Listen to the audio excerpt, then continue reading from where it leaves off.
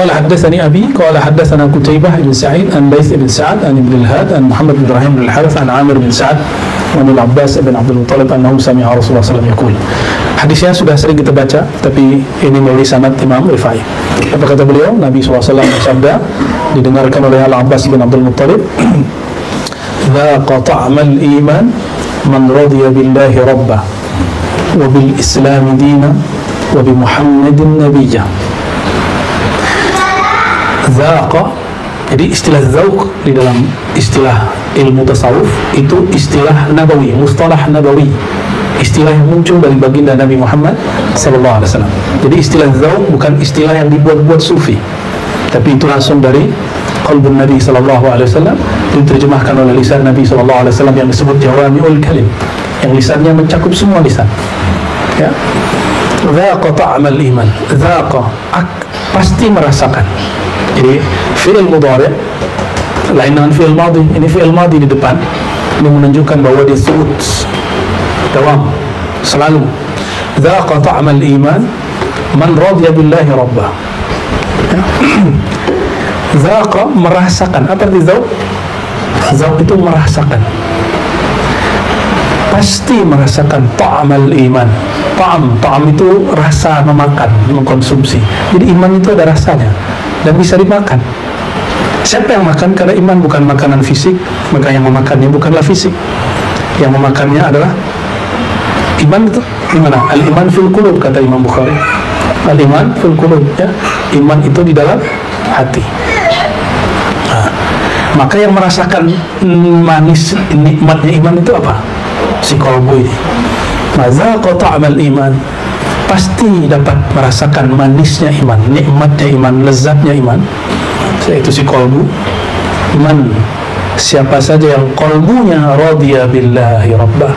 Radiya, ini syaratnya ada 3. Radiya, menerima bulat-bulat bahwa Allah sebagai pengaturnya. Udah terima belum? Allah yang ngatur kita, bukan kita yang ngatur Allah. Allah yang ngasih hukum kita, bukan kita yang menghukum Allah. Allah yang memilihkan untuk kita, bukan kita yang memilihkan untuk Allah. Itu radiyah. Jadi kapan orang tidak bahagia? Kalau dia tidak radiyah. Ya. Jadi Rabbah, apa arti Rabbah? Rabb itu artinya bisa berarti Malik, pemilik. Bisa berarti Khalik, pencipta. Bisa juga berarti Hakim, yang memberi hukuman. Itu Rabb. Nah, maka dalam ilmu ma'rifat ada sebutan rububiyah. Ini istilah ini sedikit berbeda dengan rububiyah yang disebutkan oleh Ibnu Taimiyah rahmatullahi alaih. Rububiyah dalam konteks ilmu kema'rifatan adalah menyaksikan peran Allah secara mutlak pada alam. Itu rububiyah. Tubuh kita ini alam, bukan? Diri kita ini alam, rumah tangga kita alam, semuanya alam. Ya. Aman radiyah. Orang kalau nggak ridho, kalau cuma sabar, apa beda sabar dengan radiyah? Kalau sabar terasa sakit. Jadi kalau antum itu cuma sabar, sakit. Orang-orang yang sabar selalu merasakan sakit. Tapi kalau orang dia ridho, dia terasa manis. Ini rumusnya. Dzaqa ta'mal iman. Karena sakit, Allah membersamai orang sabar. Tapi kalau manis, lain lagi. Allah tersenyum kepada orang ini. Jadi Allah itu, karena zatnya bukanlah benda, jika disebut senyum, jika disebut memandang, melihat, itu tidak dihukum dengan hukum jism, ya. Jadi manisnya iman hanya didapat oleh orang yang sudah melewati makom sakinah, yaitu radiyah dan mardiyah. Maka ya Tuhan nafsul mutmainnah, orang beriman itu diundang untuk menyantap masakan iman. Ya Tuhan nafsul mutmainnah, wahai jiwa-jiwa yang tenang, irji'i ila rabbiki radiyatan mardiyah, kembalilah kepada Allah dengan penuh keridhaan. Di saat itu dia diundang untuk menikmati iman. Maka sejak detik itu orang itu akan menikmati setiap saat apapun kejadian pada dirinya. Kata orang itu musibah, bagi dia biasa, bagi itu manis. Walaupun secara fisik dia nangis, secara psikis dia bersedih, tapi secara batin dia berhari raya. Ya. Wabil Islami dina. Nah, wabil Islam, Islam itu bisa dimaknakan sebagai lembaga, tapi al-Islam di dalam Al-Quran dan hadis bukan lembaga agama, tapi spirit beragama. Al-Islam artinya orang yang berserah diri kepada Allah, itulah dinnya. Jadi al-Islam sebagai lembaga itu yang rukun Islam, mulai syahadat sampai haji. Tapi al-Islam sebagai spirit yang disebut din. Maka ketika disebut inna dina indallahil Islam, cara beragama yang diterima Allah cuma orang yang berserah kepada Allah, gitu, berserah dengan hukum Allah. Nah, sudah seberapa hukum Allah kita terima ya. Dan juga hukum langit, dalam artian kita ini nggak sabar ingin bangun negara dalam negara ya, nggak sabar bahwa perjuangan akhir zaman itu nggak boleh duluan akal daripada kolbu, nggak boleh nonjol duluan kolbu daripada ruh. Karena al-khilafah ala minhajin nubuwah itu kekhalifahan, pemerintahan yang berdasarkan nubuwah itu rohani. Maka yang mesti dibangun dulu adalah rohani. Ini cinta sama Rasul itu belum, ya kan? Sebelum Nabi itu belum tersentuh, suruh bangun negara. Ya.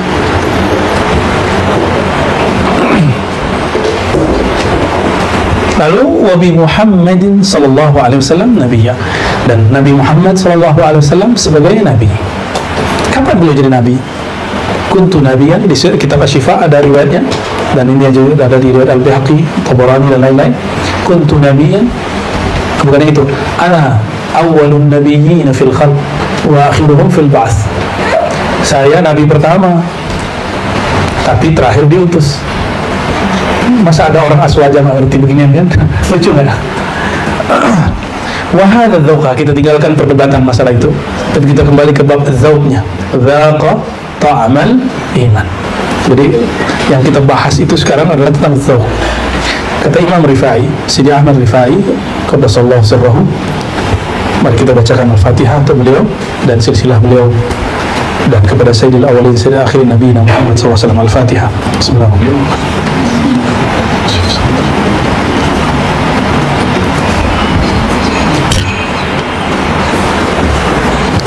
وهذا الذوق المنبعث عن هذا الرضا هو المعرفة بالله تعالى. Apa kata beliau? Zauq yang disebut di hadis tadi, zaqa ta'amal iman, akan merasakan zauq manisnya iman. Nah, zauq apakah itu? Al-munba'is an hadzal ridha, yang muncul daripada keridhaan ini, huwa al-ma'rifatu billah, itu zauq mengenal Allah Subhanahu wa ta'ala. Lalu ma'rifat itu apa? Nurun askanahu Allah Ta'ala qalba man ahabbahu min ibadihi. Nur yang Allah masukkan, Allah tempatkan ke dalam qalbu siapapun dari hamba yang dia kehendaki, yang dia cintai. Ahabbahu. Jadi ada rumusnya. Yang dapat ma'rifat cuma orang yang Allah ahabbahu, Allah cintai. Kalau Allah tidak cinta, dapat nggak? Nggak. Jadi tidak semua mukmin dapat rasa manisnya iman. Orang zikir pun belum tentu dapat manisnya iman, karena dia baru bab sakinah, mutmainnah. Rasa tenang itu belum manis, itu baru tenang. Makanya banyak orang mengeluh, kenapa saya selesai zikir gundah lagi? Ya iya, zikir itu nggak ada selesainya. Ente selesai. Zikir itu nggak ada beresnya. Ente udah beres zikir. Zikir itu selalu terus ya. Wala syai'a ajallu wa a'zam min dzalika nur. Jika ditanya adakah nur, cahaya yang lebih mulia dari cahaya itu, tidak ada. Itulah cahaya yang paling mulia.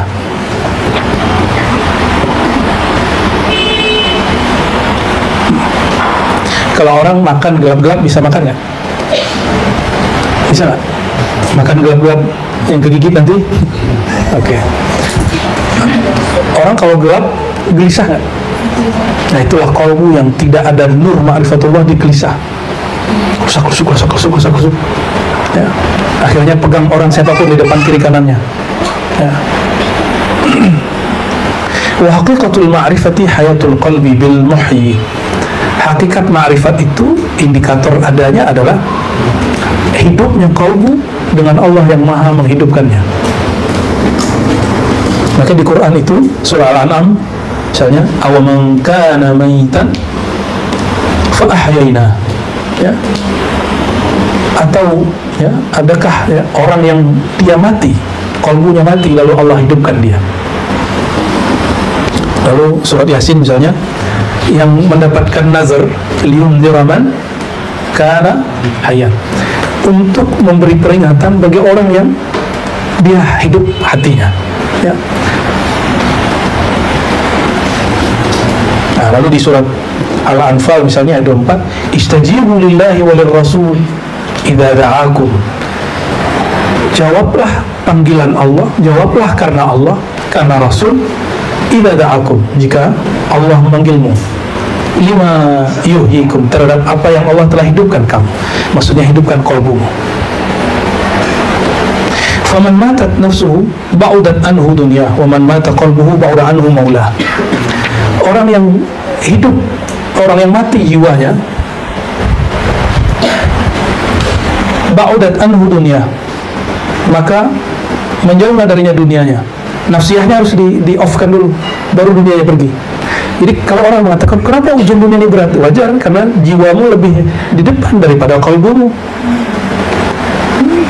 Mungkinkah lalat masuk kalau nggak ada ikan busuk?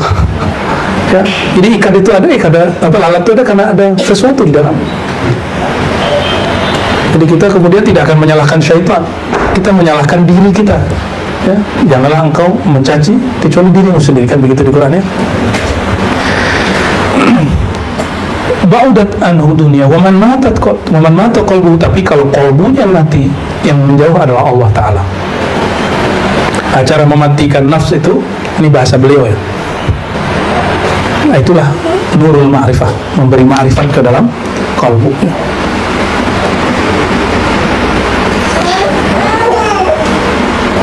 Jadi kalau orang ditanya ciri-ciri ma'rifat apa? Indikatornya banyak.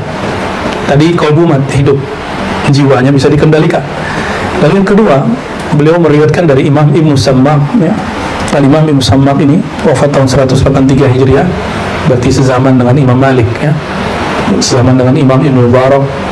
Ibnu Sammam ini sufi, jadi di abad kedua sudah ada sufi. Apa kata beliau ketika ditanya, mata ya'riful abdu annahu ala haqiqatil ma'rifah, kapan seorang hamba sadar bahwa dia sudah sampai kepada ma'rifat? Beliau menjawab, idza syahada al-haq bi'aini i'tibarihi fa'aniyan an kulli ma siwa, jika dia menyaksikan Allah Ta'ala al-haq, yang maha nyata, maha benar, bi'aini i'tibarihi, dengan pandangan i'tibarnya, maknawinya, bukan dengan mata ini, fa'aniyan an kulli ma siwa, lalu dia fana, tidak menyaksikan kecuali hanya Allah. Kita makan, tapi yang kita saksikan ini pemberian Allah, gitu. Kita berobat, tapi yang kita saksikan itu kesembuhan dari Allah. Datang ke dokter, tapi yang kita saksikan bahwa itu kesembuhan dari Allah Subhanahu Wa Taala.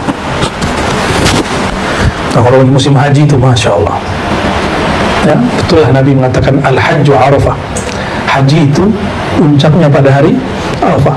Karena pada masa itu orang yang berhasil masuk nanti diuji kedirian, keakuannya. Ini karena aku nih, ini karena aku nih.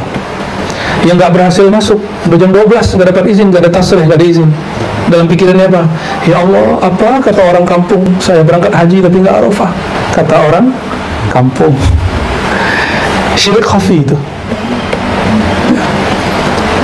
Di Arafah, masya Allah, bolak-balik. Giliran dapat, orang travelnya merasa ini karena saya nih kalian bisa wukuf. Syirik khafi lagi, karena saya. Padahal Arafah secara harfiah ain ra fa ta mamutah, tapi selalu memakrifat arafahu yaum arafal abdu rabbahu, ketahuan Tuhannya siapa saat itu. Ada yang menuhankan orang kampungnya. Nah, maka baru sampai masuk Arafah langsung pasang status, alhamdulillah kami sudah wukuf di Arafah, semoga Allah ampuni yang begitu, ya. Alhamdulillah berkat lobby kami dapat maktab yang bagus, macam-macam. Alhamdulillah, nomornya alhamdulillah, tapi dalam batinnya dirinya yang menjawab. Hal-hal seperti itu yang luar biasa, ya. Dan haji tahun ini agak lebih kompleks lagi daripada tahun-tahun lalu. Tahun besok nggak tahu tambah parah apa tambah rapi, ya. Lancar di Arafah, Ya, ini orang-orang nanti antum kalau di padang Arafah hati-hati. Waktu genting itu ba'da asar sampai maghrib. Tapi biasanya si tour leadernya ngomong gini, ayo siap-siap kita mau berangkat ke Musdalifah. Padahal bis itu sulit sekali datang, dikit sekali. Jadi orang udah siap-siap daripada asar, akhirnya dia lupa itu waktu genting sampai ke maghrib. Siap-siap, sibuk, lupa zikrullah. Padahal itu waktu mustajab, mustajabnya lengkap. Pada asar itu mustajab, hari biasa aja mustajab. Apalagi yang Arafah, tuh setan senang bener itu. Sibuk. Ternyata berangkatnya tetap jam 12 malam. Ada yang berangkat jam 3 malam ke Musdalifah. Ya. Berarti waktu mustajabnya sudah lewat. Nanti kalau yang dapat takdir berhaji, ya, waktu genting itu fokus kepada Allah Subhanahu Wa Taala. Ingetin orang lain dengan lembut. Jadi nggak boleh mengingati orang dengan jidal. Ya, nggak boleh mengingatin orang dengan jidal. Selama haji itu, wala jidal, kan gitu di Quran ya. Karena banyak jidal yang paling repot itu jidal sesama orang alim. Mesti begini, mesti begitu. Apa kacau itu? Karena baca kitab fikih ini ada yang disesuaikan dengan masanya dan tidak. Kalau manasik haji kan sederhana, tapi pelaksanaan manasiknya itu yang beragam. Ya, semoga nanti kalau ditakdirkan Allah berhaji, ya, pintar-pintar melihat itu. Belum tentu juga lancar masuk. Ya, kalau yang bertasrih, kalau yang reguler, main plus, roda itu mudah masuk. Kalau yang ziarah itu ribet tuh. Ya. Dan nanti sampai di Musdalifah, ada orang aman di Arafah, di Musdalifah kena ujian semua. Nggak ada air, nggak ada makanan, tidur bawah kolong langit.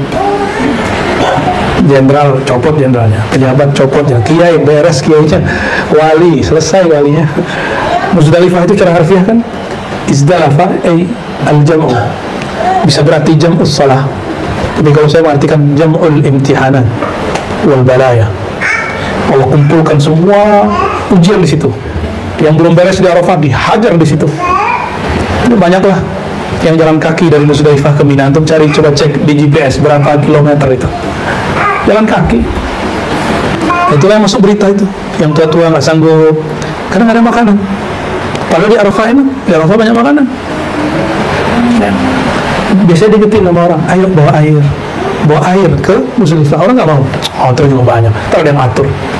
Ya, nggak mau. Akhirnya bergantung kepada orang. Kata Imam Nawawi, beliau ini kalau haji jalan kaki. Tapi beliau kasih syarat, jangan pernah haji jalan kaki kecuali tawakal mutlak kepada Allah. Jadi jangan ngandelin orang satu kabilah, satu kafilah. Kalau sekarang satu ya tour leadernya, petugas hajinya itu banyak yang begitu. Ngandelin orang bukan ngandelin Allah Subhanahu wa Ta'ala. Maka coba lihat di masa-masa itu ada yang mengadu ke TikTok, ya kan? Ngadu ke YouTube, ngadu ke Facebook, berharap didengar oleh orang. Masih bergantungnya kepada, ya, kalau dia petugas nggak apa-apa, tapi kalau dia nggak petugas itu apa? Ya. Nah, kelihatan bahwa Tuhannya adalah netizen. Tapi biasanya di perjalanan itu Allah bersihkan. Tapi bersih sendiri tuh. Awal-awalnya masih ngadu ke netizen, lama-lama hilang ngadunya kepada Allah. Itu proses dibersihin sampai kepada Mina. Maka Mina itu bisa berarti muna, tujuan akhir yang dicapai. Ya. Lalu beliau mengatakan al-ma'rifatu fuqdanu ru'yati ma siwa. Ma'rifat itu fuqdan, luputnya ru'yah, pandangan ma siwa terhadap selain Allah Subhanahu wa Ta'ala. Ternyata selain Allah yang paling sering dilupakan orang itu adalah keakuan dirinya. Keakuan dirinya. Orang di majelis ngomong kalau saya nggak beres ini. Nah, keakuan ini kalau disentil dikit terganggu. Nah, hati-hati. Jangan sampai antum kalau disuruh wirid bisa kuat, suruh sholat banyak-banyak kuat, suruh puasa kuat. Tapi jika disentil dikit keakuan kuat, nah, ujian tarekat Al-Muhammadiyah Al-Khidriyah itu kata Imam Sya'rani, kata imam-imam kita dari dulu, ya, itu intihannya, ujiannya, nyentilnya di situ keakuan itu. Ini kita belum jadi loh ribat kita, baru majelis. Nanti antum lihat orang-orang akan diuji ngurusin ini loh. ngurusin ini, keakuan akan diuji. Pintar-pintar, ya. Semuanya bergerak karena Allah, ya, bergerak karena Allah harusnya akunya hilang dong, ya. Termasuk saya sendiri, saya nggak boleh mengakukan diri. Itu sebabnya sampai sekarang nggak buat channel YouTube. Pengen bareng-bareng aja sama Bu Yasfi, Bu Yayuna, Bu Aldomi, bareng aja kita. Toh kita juga nggak pengen terkenal tuh dia, ya. Tapi Buya ini kayaknya kalau terkenal karena bin nih ya, bin setting Buya ini. Kata si Anu si Fulan, ya, setting nama orang katanya. Itulah syirik khafinya, orang-orang memandang orang lain dimasyhurkan Allah. Oh ini settingan nih, kok dia tiba-tiba masyhur nih, pasti ini settingan bin nih. Dia nggak baca hikam. Hikam itu kalau ada orang yang Allah masyhurkan dengan ilmu ini, itu Allah yang izin, bukan bin yang izin, bukan Densus yang izin, bukan polisi, bukan pemerintah, bukan Kemenak. Emang Allahnya izin, ente mau gimana? Ya, itu yang kita sering sebut baca-baca. Wa rafa'na laka dzikra. Inilah sebabnya salah satu khatam kita yang kita baca di Jumat di Ribat surah Alam Asyara. Ya. Kami angkat bagimu hai Muhammad zikra. Maka orang yang diikut sertakan diangkat itu cuma orang yang mendapatkan zikrab itu. Zikrab itu menyebut engkau, memahami engkau. Itulah kajian Nur Muhammad, kajian Ruh Ahmad, kajian Zat Ahad. Itu kajiannya. Dan di akhir zaman ya kajian Al-Imam Al-Mahdi. Itu yang diangkat Allah. Mau dihancurkan orang gimana, nggak akan hancur. Karena kajian ini Allah yang angkat. Kalau orangnya bisa redup, tapi kajian ini nggak akan redup. Orangnya bisa redup kalau dia merasa keakuan. Aku yang buka kajian ini, aku yang ahli ilmu ini, ya habis antum teh. Ya, itu yang mau kita hajar terus nih. Nah, kapan tahu keakuan itu? Kalau sudah ketemu masalah. Orang kalau belum ada masalah, ngaji-ngaji aja seneng. Makanya ada yang protes sama saya. Mila kenapa ngajarin ilmu yang aneh-aneh? Sehingga dihujat. Mending gaji dulu aja, baca hikam, wiridan, hikam, wiridan, wirid, izin. Itu namanya ente cuma mau yang enak-enak, nggak mau yang nggak enak. Sunatullah bukan ilmu ini mesti dihujat orang. Minimal diajak orang. Minimal dia ngomong ini, hari gini, gitu. Itu paling ringan tuh. Ya, paling kencang disebut sesat dan gila lah. Ya. Gimana Bu Yayuna? Sudah disebut sesat belum?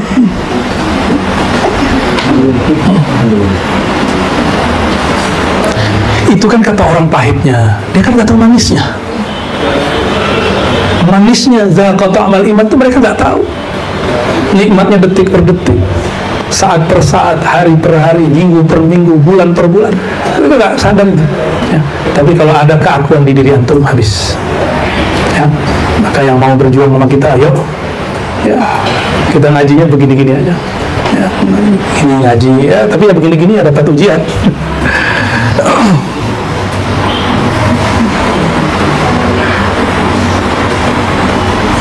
Nah ini tabarruk sedikit daripada kitab Al-Imam Ahmad Ar-Rifai, ya. Kita masuk ke kitab Asy-Syifa. Nanti kita lanjutkan apa ma'rifat yang dijelaskan oleh Imam Ahmad Ar-Rifai.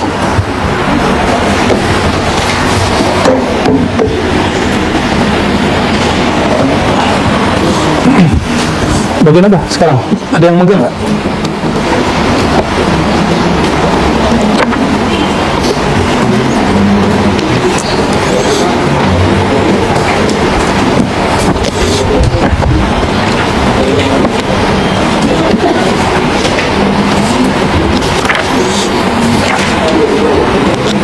Sini Bu ya.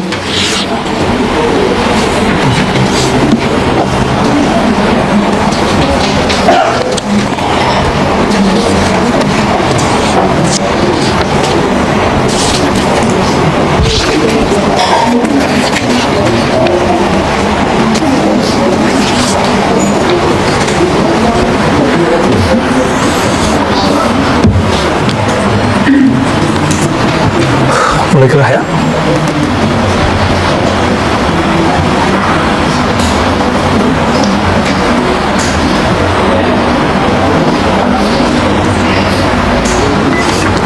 Oke, kita baca halaman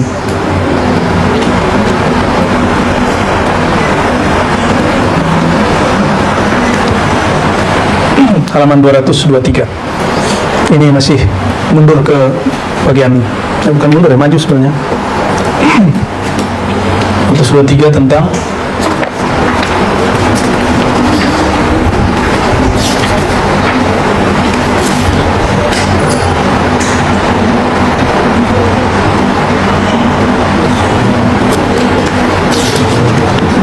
Al-Bab As-Salis, fasal awal, tapi dia di tengah, tentang yang riwayat Abu Lais As-Samarkandi. Kalau di sini ada nomornya 425 riwayat hadisnya. Bismillahirrahmanirrahim. Wa haka Abu Muhammad Makki wa Abu Lais As-Samarkandi wa ghairuhuma anna Adam 'inda ma'siyatihi qala Allahumma bihaqqi Muhammadin ighfir li khati'ati. Bab salis, fasal awal tapi bagian tengah. Setelah ada ayat Rabbana wa ba'ats fihim rasulan minhum. Jadi Imam Bulais meriwayatkan bahwa Sayyidina Adam ketika melakukan apa yang menjadi pantangan surga, dan itu bukan maksiat dalam pengertian maksiat dosa, itu maksiat adab. Jadi para nabi itu jika melanggar adab, itu beliau menilainya dosa. Semua yang di surga boleh dimakan nggak? Boleh dimakan. Tapi kenapa kemudian wala taqraba hadhihi syajarah? Jangan dekati pohon ini. Ini hukum zahir, jangan dekati pohon ini. Tapi iblis ngajak dekati pakai nama Allah. Kata iblis, demi Tuhanmu. Menghargai jadi ada perintah, ada adab. Mana yang didahulukan? Ada perintah, ada adab. Mana yang didahulukan? Ibnu Abbas radhiyallahu taala anhuma, beliau ditarik Nabi maju ke depan sejajar, tapi setiap ditarik dia mundur. Diperintah maju, tapi dia mundur. Itu namanya apa? Abu Bakar ketika memimpin sholat, Nabi tiba-tiba muncul di belakangnya. Nabi SAW mengisyaratkan tetaplah di sana, tapi dia tetap mundur. Itu melawan Nabi bukan? Zahirnya melawan hukum, melawan perintah, tapi batinnya dia pasang adab. Paham? Oke? Maka Sayyidina Adam ketika dikatakan jangan dekati pohon ini, tapi iblis mengatakan demi Tuhanmu, demi Rabbmu. Nah, disebut kata Rabb, salah satu al-asma'ul husna. Akhirnya Sayyidina Adam mengikuti karena adab dengan nama itu. Maka nama lebih, menghormati nama lebih mulia daripada perintah atau larangan. Gitu, menjaga nama. Di situlah hukum itu ada normatif, ada hukum yang tidak normatif. Normatif itu hukum saklek. Yang saklek, pernah dengar ada ibu-ibu cuma ngambil seperempat kilo nyuri, seperempat kilo cabai, masuk penjara. Ada anak ngaduin ibunya, neneknya masuk penjara. Nah, itu hukum normatif. Itu hakimnya nggak ngerti, hakimnya kurang cerdas, dia nggak bisa mewarisi Sayyidina Umar Al-Faruq. Sayyidina Umar Al-Faruq, dia tahu di hukum hitam putih, ada hukum bisa nilai pantas nggak, secara hukum betul orang ini salah masuk, tapi secara nilai moral pantas nggak anak masukin orang tuanya penjara cuma karena masalah duit 100.000, 200.000, nggak pantas gitu. Nah, hal-hal begini. Jadi Sayyidina Adam sudah lewat sama dia itu. Kira-kira lebih cerdas iblis atau Sayyidina Adam? Kan selama ini antum didoktrin ini pinternya iblis, karena zahir ayatnya menyebutkan itu, padahal batin ayatnya menyebutkan yang lain. Fa'azallahuma syaitan. Syaitan, ini terjemahannya, syaitan merasa menggelincirkannya. Itu terjemahannya. Syaitan merasa menggelincirkannya, padahal nggak begitu. Coba kalau dulu nggak ada begitu, kita nggak ngaji begini loh. Antum nggak talqin zikir loh, nggak ngaji kitab syifa loh, nggak dapat Quran, nggak dapat hadis, nggak dapat thariqah, nggak dapat ilmu hakikat ma'rifat. Jadi Sayyidina Adam itu lebih cerdas atau lebih bodoh daripada iblis? Sebenarnya lebih cerdas. Ini yang dilupakan orang, ya. Wabihi liqala, ya, haddatsana Abu Muhammad Makki wa Abu Lays as-Samarqandi wa rumah anna Adam inda ma'siyati qala Allah bihaqqi Muhammadin ighfir li khati'ati. Sayyidina Adam, dia sudah tahu nanti kalau aku pun salah, aku akan sebut nama kekasihnya. Canggihnya Nabi Adam. Kalaupun ini keliru, aku akan mohon ampun dengan nama kekasihnya. Dan Nabi Adam di situ nggak mengakukan dirinya bihaqqi ana, tapi bihaqqi Muhammad. Padahal Nabi Muhammad belum muncul secara fisik. Itulah ujian orang tua ngaji kepada orang kecil. Orang tua dapat ilmu dari orang yang belum lahir, tapi nurnya kan lebih awal. Ya. Kata Sayyidina Adam, ya Allah, bihaqqi Muhammadin, dengan hak kemuliaan yang bernama Muhammad itu, ighfirli, ampunkan kesalahanku. Kira-kira kalau minta nyebut nama Nabi Muhammad dikabulkan nggak? Pasti dikabulkan. Saya nggak pernah doa dengan menyebut tawassul Nabi Muhammad kecuali dikabulkan Allah SWT. Tapi yakin nggak? Apapun doa yang saya sebut nama Nabi Muhammad, Allah kabulkan. Ajilan atau ajilan, segera atau nanti. Ya.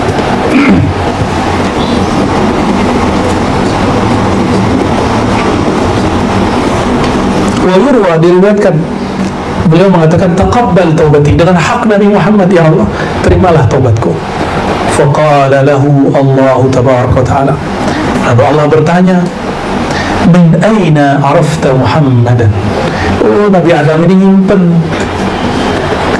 Adam, engkau tahu Muhammad itu dari mana? Qala ra'aitu fi kulli mawdi'in fil jannah maktuban la ilaha illallah Muhammadun Rasulullah. Ini kan ditulis pakai bahasa Arab. Bahasa di sana kan lebih luas lagi Arabnya, bukan Arab yang Arab maklum ini. Arab yang lebih luas. Aku melihat, kata Sayyidina Adam, ra'aitu fi kulli mawdi'in, aku melihat di setiap lorong-lorong sudut-sudut surga, tempat-tempat surga, tertulis la ilaha illallah Muhammadun Rasulullah.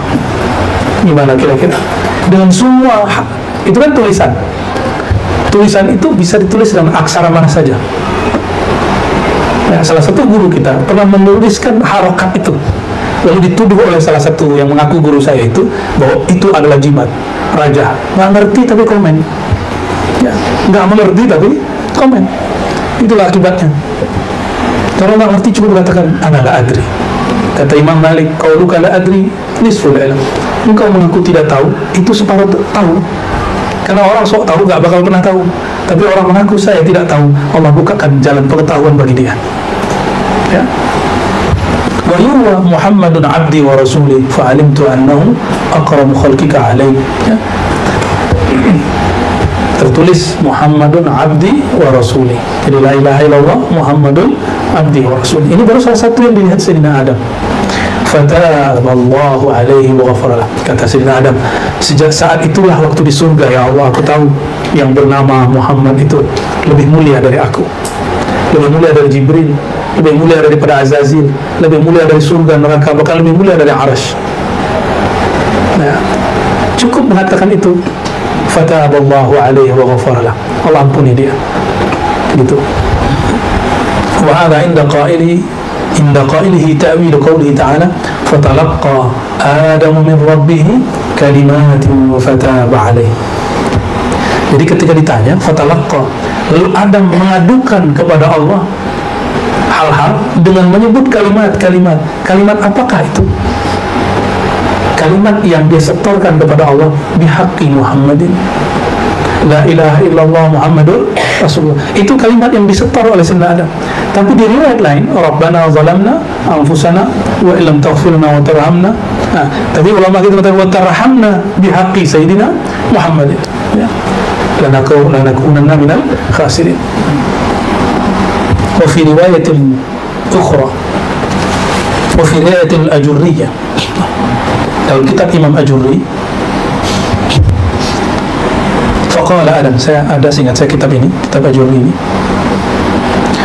lamma khalaqtani, kata Adam, ketika engkau menciptakan aku ya Allah, rafa'tu ra'si ila 'arsyika, aku mengangkat kepalaku ke arasmu, fa idza maktubun fihi la ilaha illallah Muhammadur Rasulullah, tertulislah padanya la ilaha illallah Muhammadur Rasul. Jadi enggak di aras, enggak di bumi, enggak di langit, semuanya tertulis. Aras itu di mana? Aras itu di atasnya surga. Surga di situ disebut Jannatul Ma'wa. Indaha sidratul, di situ ada sidrah. Di atas sidrah ada kursi, di atas kursi ada raf-raf. Raf-raf itu tangga-tangga ke aras. Di atas itulah aras.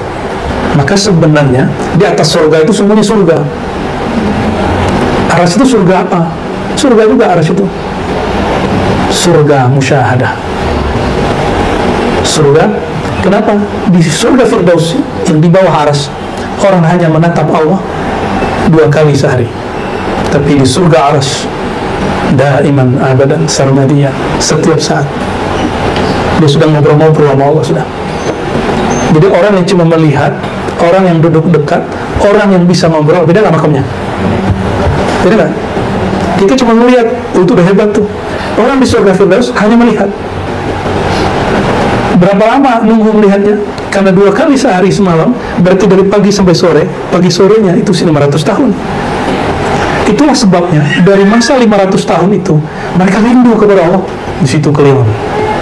Kalau orang sekarang nggak ketemu kekasihnya uring-uringan, maka Allah kasihlah hadiah penawar namanya bidadari. Jadi bidadari itu untuk menahan rasa itu. Nah, nikmat itulah yang disegerakan bagi ahlullah di dunia. Jadi ahlullah di dunia begitu. Nah, itulah yang sulit diterima oleh perempuan. Ya. Paling sulit. Coba tanya Bu Yasfi, tanya istrinya, tanya Bu Yayuna. Padahal ustazah semua itu. Berat itu, berat sekali. Yang mana itu dunia. Namun kalau mereka terus naik, itu lebih dahsyat lagi. Lebih dahsyat lagi. Nah, yang diundang ke aras itu sudah nggak ada lagi anak usolli, nggak ada lagi. Bukan itu makomnya. Dia sholat, tapi dia nggak merasa dirinya yang sholat. Itulah mereka yang sudah fana dalam zikir yang Allah turunkan ke Sayyidina Musa. Wahai Musa, innani anallahu la ilaha illa ana. Yang boleh ngomong ana di situ hanya Allah. Ada lagi, ya, baru diundang kepada arasnya. Menghabiskan ana itu di dunia. Mursyid aja karena ujian ana itu kuat, ananya. Kiai, kalau nggak kalah saya nggak jadi. Ente syirik khafi ngomong begitu. Mursyid itu mursyid, kiai si kiai ngomong itu kalau bukan karena saya nggak jadi. Secara zahir dia mursyid, tapi secara khafi dia sudah syirik khafi. Tapi syirik khafi yang begitu tidak kena hukum neraka, dia hanya hukum gelisah dan tidak tenang. Kalau diteruskan perasaan itu muncul satu perasaan sombong, diterusin muncul hasad. Disitulah muncul ada orang guru hasad kepada murid. Kejadian di zaman dahulu sampai sekarang. Kalau nggak tahu diri dari sekarang ya, udah begitu nggak pernah datang lagi ke aneh, ya gitu ngomongnya. Lain dengan guru-guru yang ananiahnya habis. Apa kata dia kalau ada muridnya sukses? Alhamdulillah ya Allah, Engkau sertakan aku dalam kesuksesan dia. Walaupun sekarang dia mungkin lupa kepadaku. Gitu kalau orang ananiahnya habis.